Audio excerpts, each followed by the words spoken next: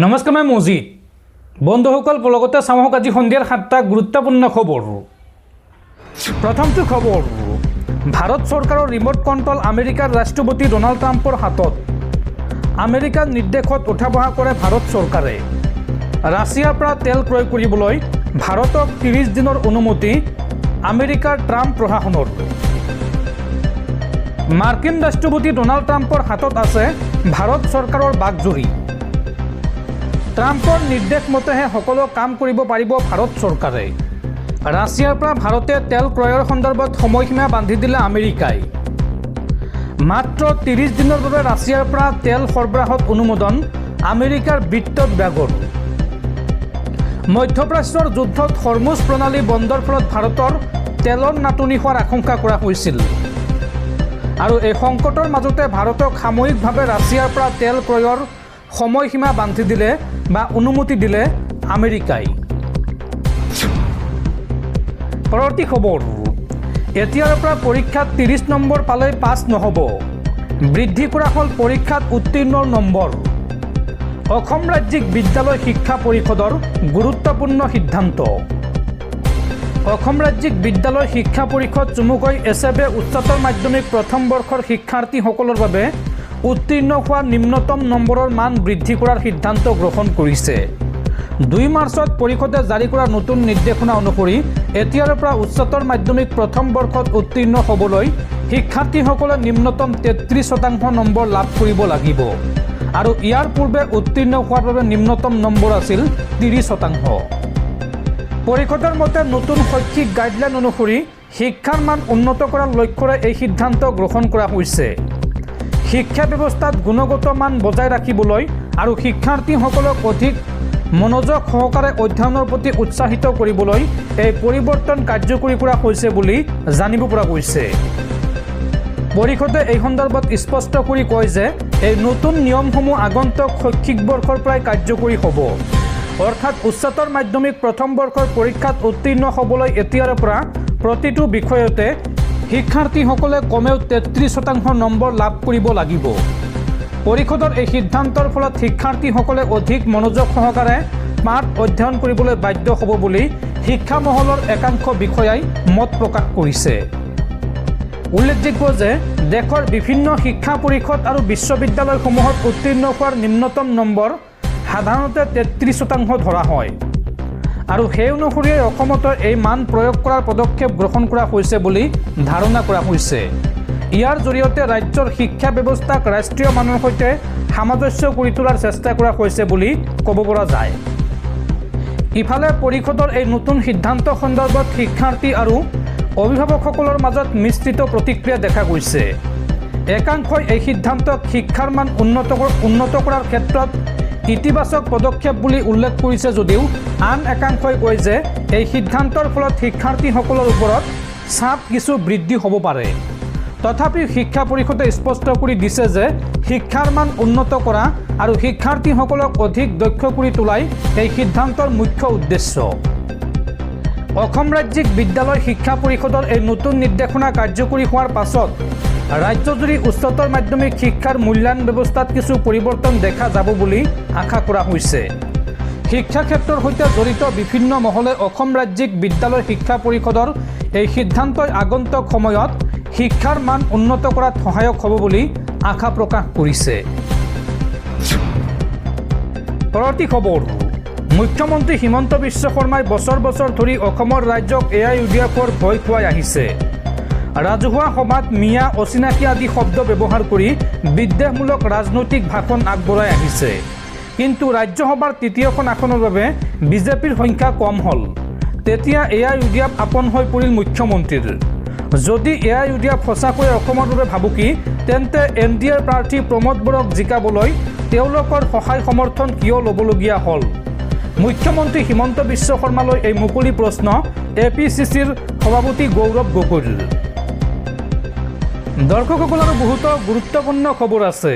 তাৰ আগতে আপোনাক জনাওঁ যে যদি আপুনি এতিয়ালৈকে এইটো ভিডিঅ'ত লাইক কৰা নাই তেন্তে এতিয়াই ভিডিঅ'টোত লাইক কৰি দিয়ক। আৰু এনেকুৱা ধৰণৰ ভিডিঅ' মই নিতৌ চাবলৈ চেনেলটো ছাবস্ক্ৰাইব কৰি কাষত থকা বেল আইকনটো প্ৰেছ কৰি ৰাখক। পৰৱৰ্তী খবৰ, অসমত ভয়ংকৰ বিমান দুৰ্ঘটনাত মৃত্যু হ'ল ভাৰতীয় বায়ুসেনাৰ 2 জোৱানৰ আৰু এই ঘটনাক লৈ দেশজুৰি শোকৰ ছাঁ। ভাৰতীয় বায়ুসেনাৰ 2 জোৱান পাইলট স্কোৱাড্ৰন লিডাৰ অনুজ আৰু সহ পাইলট ফ্লাইট লেফটেনেণ্ট পূৰ্বছৰ সৈতে কৰুণ ঘটনা। কাৰ্বি আংলঙত দুৰ্ঘটনাত পতিত সুখয় 30 বিমানখনৰ পাইলট আছিল এই দুয়োগৰাকী জোৱান আৰু এই দুয়োগৰাকী জোৱানৰ থিতাতে মৃত্যু হৈছে দুৰ্ঘটনাস্থলীত। পৰৱৰ্তী খবৰ, পুনৰ ঋণ ল'ব অসম চৰকাৰে। অহা 10 মাৰ্চত পুনৰ 900 কোটি টকাৰ ঋণ ল'ব ৰাজ্য চৰকাৰে। ওচৰ চাপিছে ৰাজ্যৰ বিধানসভা নিৰ্বাচন আৰু এই সময়ত সপ্তাহে সপ্তাহে ঋণ লৈছে ৰাজ্য চৰকাৰে। হিতাধিকাৰীক সন্তুষ্ট কৰিবলৈ পুনৰ ঋণ ল'ব হিমন্ত বিশ্ব শৰ্মা নেতৃত্বাধীন ৰাজ্য চৰকাৰে। 26ৰ বৈতৰণি পাৰ কৰিবলৈ হিতাধিকাৰীয়ে শেষ সম্বল ৰাজ্য চৰকাৰৰ। প্ৰাকে প্ৰকাৰে এতিয়া হিতাধিকাৰীক সন্তুষ্টিৰ দৌৰত ৰাজ্য চৰকাৰ। নিৰ্বাচনৰ প্ৰাকখনত হিতাধিকাৰীক সন্তুষ্টিৰ নামত পুনৰ ঋণ ল'বলৈ তৎপৰ হিমন্ত বিশ্ব শৰ্মাৰ ৰাজ্য চৰকাৰ। অহা 10 মাৰ্চত পুনৰ 900 কোটিৰ ঋণ ল'ব ৰাজ্য চৰকাৰে। 15 বছৰৰ বাবে চৰকাৰী বণ্ড বন্ধকত থৈ এই ঋণ ল'ব চৰকাৰে। উল্লেখযোগ্য যে পূৰ্বে বিগত 2 মাৰ্চত 9 বছৰীয়া ম্যাদৰ বাবে 1000 কোটি টকাৰ ঋণ লৈছিল অসম চৰকাৰে। অসমক 5খন শ্ৰেষ্ঠ ৰাজ্যৰ এখন কৰাৰ প্ৰতিশ্ৰুতি দি এতিয়া ঋণ নিৰ্ভৰহে কৰি তুলিছে হিমন্ত বিশ্ব শৰ্মাই। পৰৱৰ্তী খবৰ, ইজৰাইল ইৰাণ আমেৰিকাৰ যুদ্ধক লৈ ডাঙৰ খবৰ। এইবাৰ ইজৰাইলত ইৰাণৰ খৰ্ৰাম চহৰ 4 মিছাইলৰ শক্তি প্ৰদৰ্শন। ইৰাণৰ mission operation true promise 4 success আৰু ইয়াৰ পিছতে ইজৰাইলত হাহাকাৰ অৱস্থা। ইজৰাইলত ইৰাণৰ খৰ্ৰাম চহৰ 4 মিছাইলৰ শক্তি প্ৰদৰ্শন। ইৰাণৰ mission operation true promise 4 success আৰু তাৰ পিছতে সমগ্ৰ ইজৰাইলত বাজি উঠিছে যুদ্ধৰ চাইৰেন। জাৰি কৰা হৈছে হাই এলাৰ্ট। ইজৰাইলৰ তেল এবিবত ভয়ংকৰ বিস্ফোৰণ। বেন গুৰিয়ন আন্তঃৰাষ্ট্ৰীয় বিমানবন্দৰত ইৰাণী মিছাইল নিক্ষেপ। বিফল হ'ল ইজৰাইলৰ 7 লেয়াৰযুক্ত এয়াৰ ডিফেন্স ছিষ্টেম আৰু বিভিন্ন প্ৰান্তত থকা 20টাৰো অধিক মাৰ্কিন সেনাৰ ঘাটি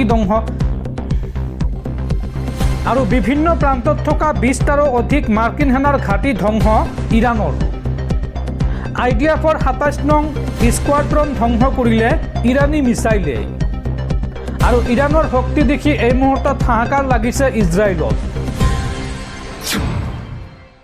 পৰৱৰ্তী খবৰ, চুবুৰীয়া ৰাষ্ট্ৰ নেপালৰ সাধাৰণ নিৰ্বাচনৰ আজি ভোট গণনা। আজি পুৱাৰ পৰা অব্যাহত আছে ভোট গণনা আৰু এই পৰ্যন্ত 384টা ভোটত পিছ পৰি আছে প্ৰাক্তন প্ৰধানমন্ত্ৰী KP শৰ্মা অলি। 5 নং ছাপা সমষ্টিত KP শৰ্মা অলিতকৈ আগবাঢ়ি আছে বলেন্দ্ৰ শাহ। উল্লেখযোগ্য যে জেনজিৰ প্ৰতিবাদত দেশখনত ভংগ হৈছিল গণতান্ত্ৰিক চৰকাৰ আৰু তাৰ পিছত প্ৰথমবাৰলৈ অনুষ্ঠিত হৈছে দেশখনৰ সাধাৰণ নিৰ্বাচন আৰু সেই নিৰ্বাচনৰ আজি ভোট গণনা অনুষ্ঠিত হৈছে। পৰৱৰ্তী খবৰ, 26ৰ নিৰ্বাচনক লৈ ডাঙৰ খবৰ। এইবাৰ BTRত 15টা সমষ্টিতে প্ৰাৰ্থী দিব UPPLে আৰু 2 দিনৰ ভিতৰতে চূড়ান্ত কৰা হ'ব প্ৰাৰ্থীৰ তালিকা। BTRত UPPLে অকলেই প্ৰতিদ্বন্দ্বিতা কৰিব এইবাৰ নিৰ্বাচনত। এই ঘোষণা UPPLৰ মুৰব্বী প্ৰমোদ বড়োৰ। পৰৱৰ্তী খবৰ, পুনৰ সুৰাসুৰে হ্ৰাস পাইছে সোণৰূপৰ দাম। মধ্যপ্ৰাচ্যৰ যুদ্ধৰ প্ৰভাৱ পৰিছে সোণৰূপৰ দামত। এদিনতে 16,000 টকালৈকে হ্ৰাস পাইছে প্ৰতি গ্ৰাম সোণৰ দাম। চাওঁ আহক আজিৰ দিনটোত কিমান হৈছে গুৱাহাটীত সোণৰ দাম। মধ্যপ্ৰাচ্যত চলিছে মহাযুদ্ধ। ভূ ৰাজনৈতিক সংঘাতে তীব্ৰ ৰূপ ধাৰণ কৰিছে ইৰাণত।